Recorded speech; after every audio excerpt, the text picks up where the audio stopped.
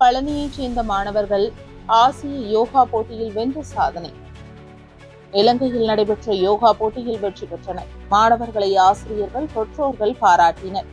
பழனி அடுத்த நெய்க்காரப்பட்டியில் செயல்பட்டு வரும் தனியார் பள்ளியில் 5ஆம் வகுப்பு படித்து வரும் மாணவி மேகவர்ணிகா மற்றும் 8 வயதான நகுலன் இருவரும் கடந்த சில வருடங்களாக யோகா பயிற்சி பெற்று வருகின்றனர்.